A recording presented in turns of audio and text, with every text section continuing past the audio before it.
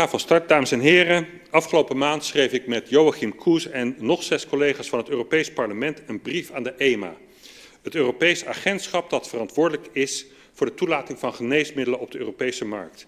En daarin vroegen wij opheldering over de vele problemen rond de COVID-vaccins. En deze problemen zijn zo groot dat wij de EMA vroegen om intrekking van de markttoelating. Deze maand ontvingen wij van de EMA een antwoord op onze brief. En dit antwoord bevat schokkende feiten. Allereerst stelt de EMA expliciet dat zij de coronavaccins alleen en uitsluitend op de markt heeft toegelaten voor individuele immunisatie. En absoluut niet voor beheersing van besmetting en absoluut niet voor het voorkomen of verminderen van besmettingen. En dit is vernietigend voor regeringen die vol op het campagneorgel zijn gegaan met de boodschap: je doet het voor een ander. Niets daarvan klopt. Niet alleen had de EMA de vaccins helemaal niet toegelaten om besmettingen tegen te gaan, de EMA gaat nog verder en verklaart in haar antwoord, en ik citeer: EMA's beoordelingsrapporten over de toelating van vaccins benadrukken het gebrek aan gegevens over besmettelijkheid. Met andere woorden, de vaccins waren niet bedoeld voor het voorkomen van besmettingen en er zijn al helemaal geen gegevens die onderbouwen dat de vaccins helpen tegen besmettingen. Sterker nog, de EMA verklaart: herhaalde blootstelling aan het virus verhoogt de kans op infecties, zelfs in gevaccineerden.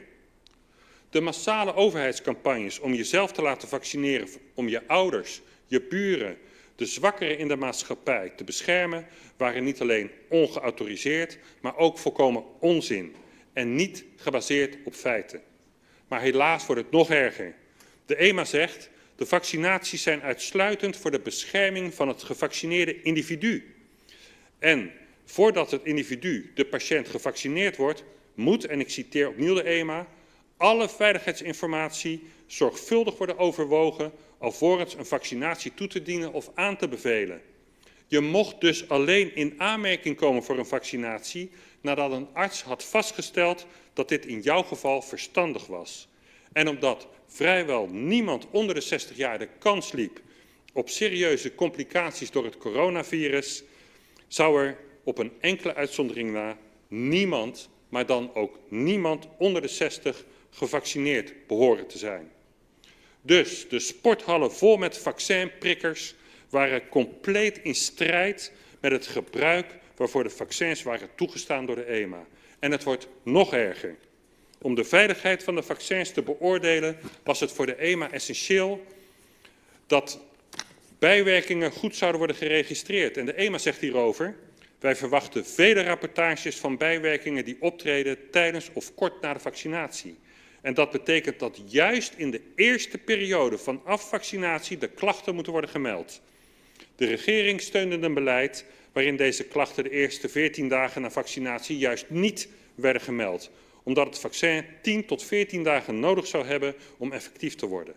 Alle klachten in die periode werden juist aan het coronavirus toegeschreven. En dat is niet alleen frauduleus, het is moedwillig in gevaar brengen van mensenlevens. En ik herinner u er nog maar eens aan dat we nog steeds kampen met een gigantisch, zogenaamd onverklaarde oversterfte.